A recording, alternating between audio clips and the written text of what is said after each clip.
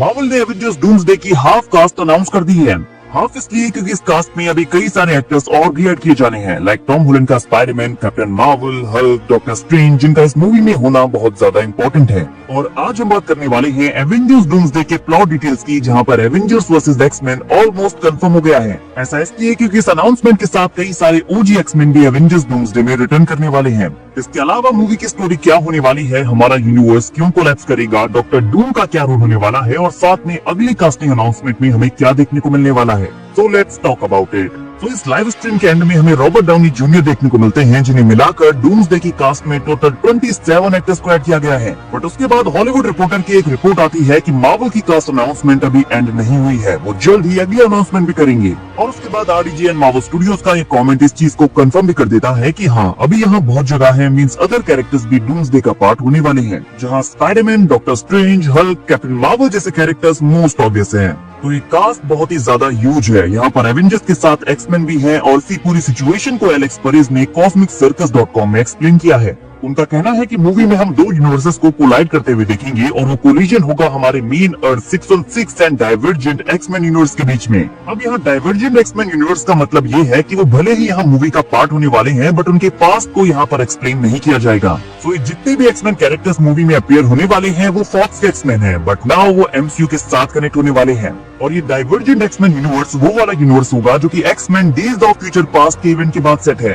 या उस यूनिवर्स का वेरिएंट जहाँ पर ये सेम इवेंट्स हुए होंगे। इसीलिए रेबेका रोमाइन की मिस्टेक यहाँ पर वापस आने वाली है, और उनके according Jean Grey and storm भी इस टीम में वापस आएंगी, और हैली बेरी एंड फार्म की जेनसन इन रोल्स के लिए रिटर्न करेंगी।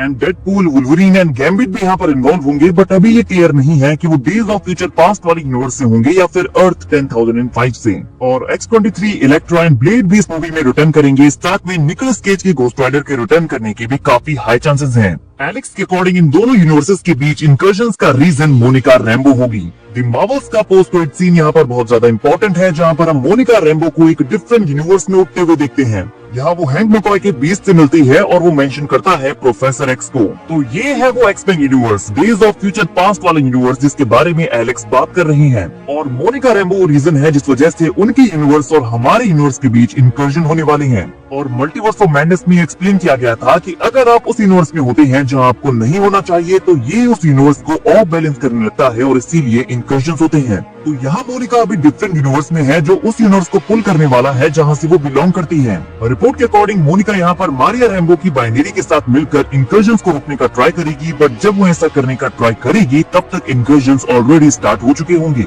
और जब इंकर्जन स्टार्ट होंगे तो उन्हें पता नहीं होगा कि ये क्या हो रहा है। वो इंकर्जन्स के बारे में नहीं जानते होंगे। उन्हें लगेगा कि उनके वर्ल्ड में कोई दूसरा वर्ल्ड अटैक करने वाला है, और अब उन्हें खुद के वर्ल्ड को बचाने के लिए इस दूसरे वर्ल्ड को डिस्ट्रॉय करना होगा। और कॉमिक्स में ठीक ऐसा ही होता है, जब इंकर्जन होते हैं तो दोनों यूनिवर्सेस एक दूसरे के साथ कोलाइड करते हैं और मर जाते हैं। बट अगर आपको ऐसा होने से रोकना है तो आपको किसी एक यूनिवर्स को डिस्ट्रॉय करना होगा, और यही इवेंट एवेंजर्स डूम्सडे में एवेंजर्स वर्सेस एक्समैन की फाइट की तरफ लीड करेगा। और इसी इवेंट के बारे में captain America brave new world के पोस्ट क्रेडिट सीन में मेंशन किया गया था, जहां पर लीडर कहता है कि वो आने वाले हैं, और वो हैं द एक्समैन।